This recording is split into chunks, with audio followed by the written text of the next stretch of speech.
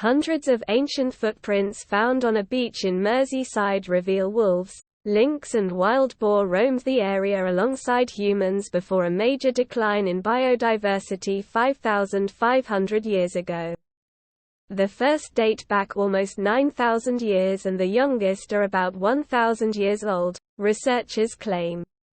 The study reveals how the coastal environment transformed over thousands of years. As sea levels rapidly rose and humans settled permanently by the water.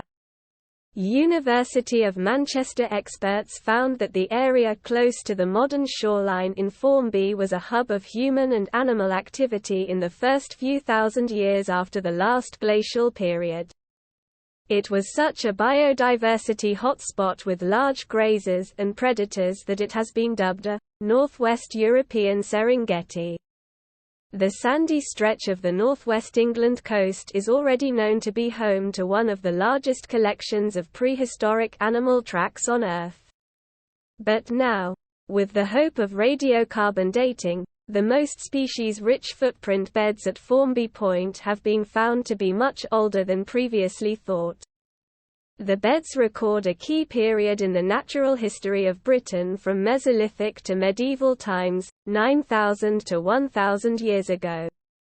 They show that as global sea levels rose rapidly after the last ice age, humans formed part of rich intertidal ecosystems alongside aurochs, red deer, roe deer, wild boar, and beaver, as well as the predators wolf and lynx.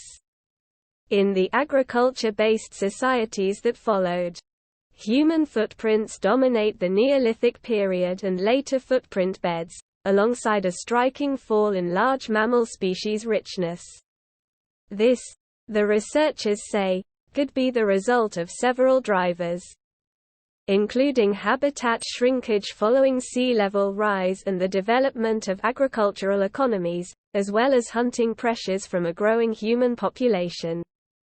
The size and shape of one of the human footprints discovered suggest it belonged to a young man, perhaps a teenager.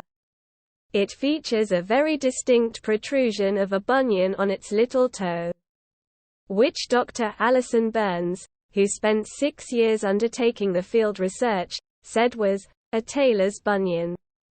She added, "They were habitually barefoot, so when they sat down, the little toe would have rubbed on the ground." In total, there are 31 footprint beds, which point to a period of dramatic change in the area's ecosystem.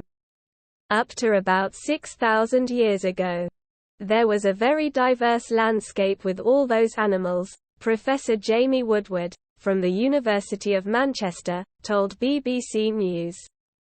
Then after about 5,500 years ago, we see lots of human footprints, some deer and dogs, but not much else.